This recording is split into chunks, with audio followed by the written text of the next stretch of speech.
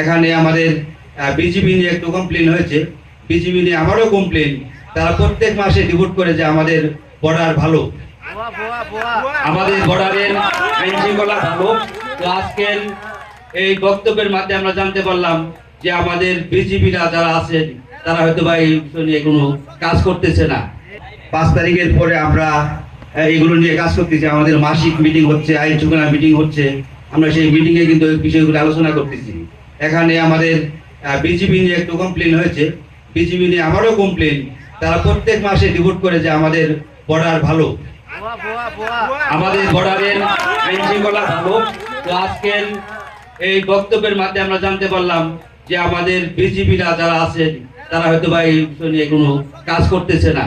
আমরা আগামী মাসিক আইন শৃঙ্খলা মিটিংয়ে এই বিলের বিষয়গুলো আমরা নিয়ে আলোচনা করব।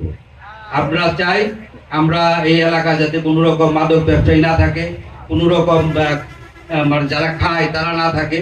এই বিষয়গুলো নিয়ে আমরা আগামী মিটিংয়ে আমাদের আইন শৃঙ্খলা বাহিনীর ভাই আছে, উনিও জানাবেন এবং আমিও জানাবো। এই বিষয়গুলো নিয়ে আলোচনা করব। পাশাপাশি আপনাদের মাদকের যে বক্তব্যগুলো রাখছেন সবই কিন্তু আসলে নির্মূল করা সম্ভব না?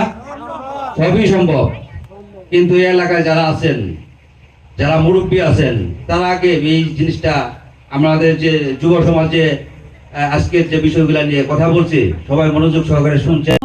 ব্যবসা বাণিজ্য থেকে ফ্রেন্ডস ক্লাব থেকে শুরু করে অন্যান্য থেকে আমার মানব সেবা ফাউন্ডেশন থেকে আমি 40তম ক্যাম্প করেছি।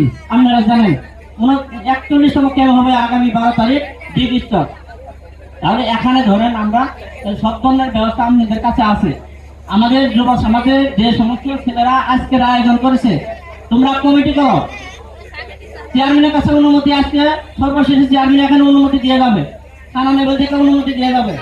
এখানে কমিটি করার পরে এই গ্রামের প্রত্যেকটা গোত্রের ভোটে যাদের যাদের এই মাদক ব্যবসা আছে প্রত্যেকটা গার্ডিয়ান এবং তার ছেলে সন্তান এদেরকে আমরা তালিকা করব। এই তালিকার পর থেকে এখন যেহেতু আমাদের একটা গ্রামে রামরামপুর আগে ছিল কি গাঙ্গার ব্যবসা, ওই জায়গার মধ্যে গেলে কেউ বিবাহ দিতে চায় না, যাওয়ারও চায় না।